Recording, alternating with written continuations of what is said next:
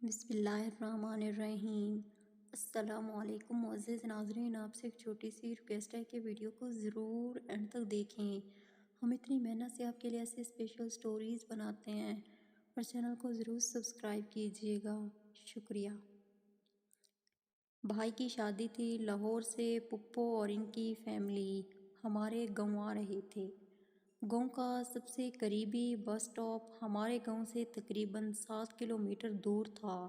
گاؤں کا اکلوتا کچھوان دستیاب نہ ہونے کے باعث ابا جی نے فیصلہ کیا کہ پپو لوگوں کو اپنی بیل گاڑی پر گاؤں لایا جائے۔ موبائل کا دور نہیں تھا۔ پپو کی طرف سے کئی دن پہلے آئے خط کے مطابق ان کو آج لاہور سے ہمارے گاؤں کے لیے روانہ ہونا تھا۔ ابا جی نے کہا تھا کہ ان کی بہن کو انتظار کی زحمت نہ اٹھانی پڑے، اس لیے تم لوگ ان سے پہلے بس سٹاپ پر پہنچ جانا۔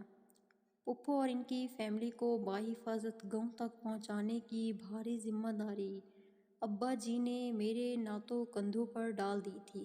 مجھ میں انکار کی جرات نہ تھی، سو چھوٹے بھائی کو ساتھ جانے کے لیے تیار کیا اور بیل گاڑی پر بیٹھ کر 10 بجے گھر سے نکل پڑے۔ لاہور سے ہمارے گاؤں کا سفر تقریباً 3 گھنٹے کا تھا۔ مجھے پورا یقین تھا کہ پپو لوگ ابھی گھر سے بھی نہیں نکلے ہوں گے اور ہم ان کو لینے چل پڑے ہیں، مگر کیا کرتے، ابا جی کا حکم تھا کہ تم لوگ ذرا جلدی چلے جانا تاکہ ان کے آنے سے پہلے تم لوگ وہاں موجود ہو۔ بیلوں کو بھگانے کی ضرورت نہیں تھی، ان کو آہستہ چلانا، ابا جی نے تاکید کی تھی، کیونکہ ان کو اپنے بیلوں سے بھی بہت زیادہ پیار تھا۔ ابا جی، بیل کون سا پٹرول پیتے ہیں جو وہ 10 منٹ میں پہنچ جائیں گے؟ وہ تو پہلے ہی ٹہلنے کے انداز میں چلتے ہیں۔ میں یہ سب دل میں سوچ کر رہ گیا تھا۔ ابا جی سے کہنے کی ہمت نہ ہوئی تھی۔ ہم دونوں بھائی بیل گاڑی پر بیٹھے آہستہ آہستہ منزل مقصود کی طرف چل پڑے۔ کچے راستے میں رات بھر ہوئی بارش نے جل تھل مچا رکھی تھی۔ کہیں کیچڑ تھا تو کہیں کسی کھڈے میں پانی کھڑا تھا۔ آلتو جلالتو کا ورد کرتے میں آنکھیں پھاڑے انتہائی اہمکناک سے ڈرائیو کر رہا تھا۔ ذرا سی بھی بے احتیاطی ہمیں بیزتی کے منہ میں لے جا سکتی تھی۔ ایک دو جگہ گاڑی کا ٹائر پھسلا ضرور، مگر شاید ہماری کوئی نیکی کام آ گئی جس کی وجہ سے بیزتی ہونے سے بچ گئے۔ بیل اپنے مخصوص دھیمے دھیمے ٹہلنے کے انداز میں چل رہے تھے اور بیل گاڑی فضا میں چوں چراں کی آواز سے عجیب سی دھن پھیلا رہی تھی۔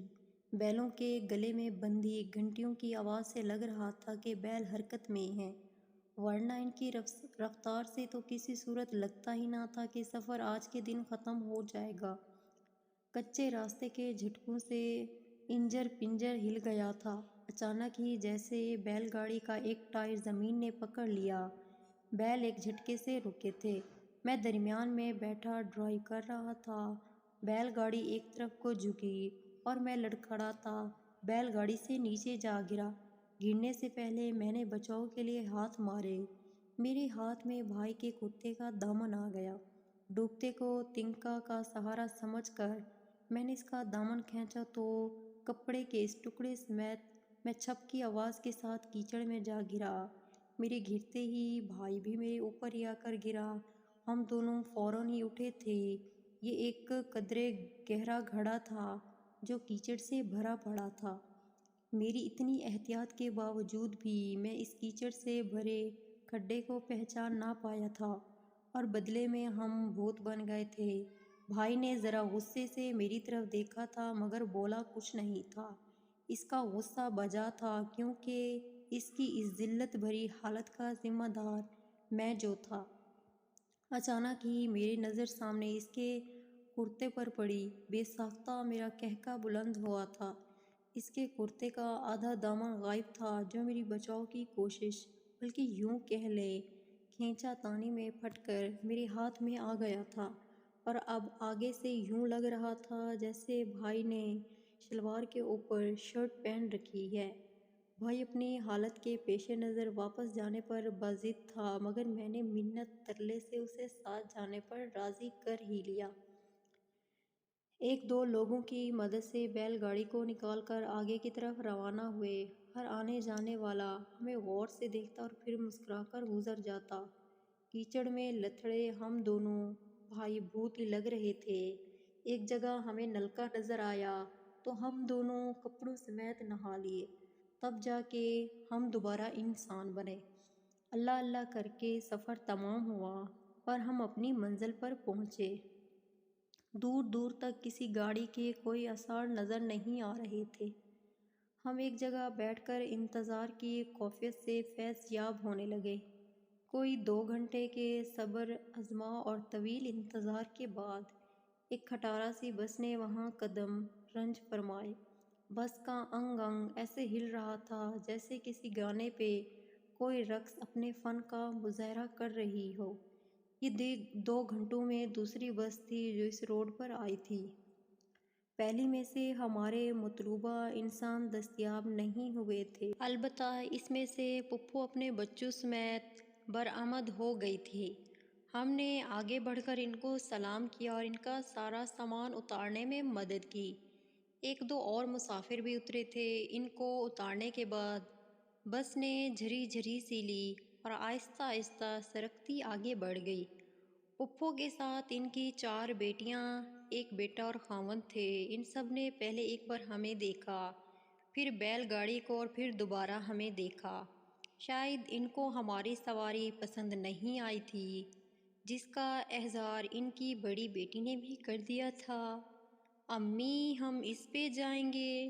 میری بڑی کزن نے پپو سے ڈرتے ڈرتے پوچھا، جیسے اسے یقین ہوا کہ پپو کہہ دیں گی نہیں بیٹی یہ تو کسی اور کی ہے، ہم تو اس کار میں جائیں گے۔ یہ الگ بات ہے کہ کار کا آس پاس نام و نشان بھی نہیں تھا۔ جواب میری کزن کی سوچ کے برخلاف تھا۔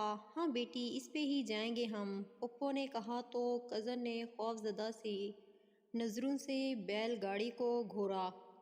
بیل گاڑی پہ سفر کا شاید ان کا یہ پہلا تجربہ تھا، اور پہلا تجربہ کیسے رہا یہ کہنا ابھی قابل ذکر وقت تھا، کیونکہ سفر تو ابھی شروع بھی نہیں ہوا تھا۔ اچانک ہی کزن کی طرف سے ہنسی کا فورا چھوٹا۔ میں نے چونک کر ان کی طرف دیکھا اور پھر ان کی نظروں کے تعاقب میں دیکھا تو میری بھی ہنسی نکل گئی۔ سب میرے کزنز چھوٹے بھائی کی شرٹ نما قمیض کو دیکھ رہے تھے۔ واہ اچھا سٹائل ہے، بڑی کزن نے مسکراتے ہوئے کہا۔ یہ تعریف کم طنز زیادہ تھا۔ بھائی شرما کر سمٹ سا گیا۔ سب کو بیل گاڑی پر بٹھا کر میں نے ایک بار پھر ڈرائیو شروع کی۔ جس رفتار سے آئے تھے اسی رفتار سے واپسی کے لیے چل پڑے۔ واپسی کا خوفناک راستہ دیکھ کر سب کی آنکھیں پھیل گئیں۔ وہ ایک دوسرے کو مضبوطی سے تھامے ایسے بیٹھے تھے جیسے ان کو اڑنے کا خطرہ ہو۔ بیل گاڑی کے ہر جھٹکے پر ان کے منہ سے اف نکل جاتا تھا۔ کبھی کبھی کوئی کزن بھائی کو چھیڑنے کے لیے اس کے مظلوم کرتے کا حوالہ دے دیتی اور باقی سب منہ پھاڑ کر ہنسنے لگتے۔ بھائی بنا کچھ بولے شرما کر اور سمٹ سا جاتا۔ پھر پتہ نہیں کیا ہوا، گاڑی عین اسی جگہ جہاں آتے ہوئے گری تھی وہاں ایک طرف کو جھکی اور سب کے سب اس کیچڑ میں ایک دوسرے کے اوپر جا گرے جہاں ہم دونوں بھائی جاتے ہوئے گرے تھے۔ ان سب کے ساتھ ہم دونوں بھائی بھی گرے تھے، مگر ان سے پہلے ہی اٹھ کر کھڑے ہو گئے تھے۔ اب ہنسنے کی باری بائی کی تھی۔ وہ منہ کھول کر عجیب سے انداز میں ہنسے جا رہا تھا۔ پپو پپا سمیت سب ہائے وائے کرتے جیسے تیسے اٹھے اور نہ چاہتے ہوئے بھی ایک بار پھر بیل گاڑی پر بیٹھ کر روانہ ہوئے۔ گاؤں میں سے گزرتے ہوئے سب نے منہ چھپا رکھے تھے کیونکہ سب اس حالت میں بھوت بنے بیٹھے تھے۔ گھر پہنچتے ہی سب جلدی سے اتر کر سیدھا اندر کی طرف دوڑے تھے۔ ان کے اندر داخل ہوتے ہی گھر سے ایک چیخ بلند ہوئی اور پھر ہا ہا کا شور سا مچ گیا۔ گھر والے شاید ان کو بھوت سمجھ بیٹھے تھے۔ ہم بیل گاڑی کھڑی کر کے جب تک گھر پہنچے تب تک کزن منہ ہاتھ دھو کر کسی حد تک انسانی روپ میں آ چکے تھے۔ گھر والوں کے پوچھنے پر میں نے کہہ دیا کہ کیچڑ کا پتہ نہیں چلا۔ مگر میں نے یہ بات کسی کو بھی نہ بتائی تھی کہ یہ حرکت میرے گونگے بھائی کی تھی۔ اس پر ہنسنے والوں سے اس نے ایسا انتقام لیا تھا کہ سب کو لوگوں کو ان پر ہنسنے پر مجبور کر دیا۔ جی ہاں، میرا بھائی گونگا تھا اور اس نے عین اسی جگہ جان بوجھ کر میرے ہاتھوں سے بیل کی رسی کھینچ کر بیلوں کو اسی کیچڑ کی طرح موڑ دیا جہاں جاتے ہوئے ہم دونوں بھائی بہت بنے تھے۔ مجھے پوری امید تھی کہ زندگی میں کبھی بھی ہماری کزنز بیل گاڑی کا سفر نہیں کریں گے، کیونکہ تجربہ ایک ہی دفعہ کافی تھا۔ عبرت کے لیے ہم نے نہیں دیکھا پھر یہ دوبارہ سفر کر کے۔ ویڈیو اچھی لگے تو ویڈیو کو لائک کر دیں، چینل کو سبسکرائب کر دیں۔ شکریہ۔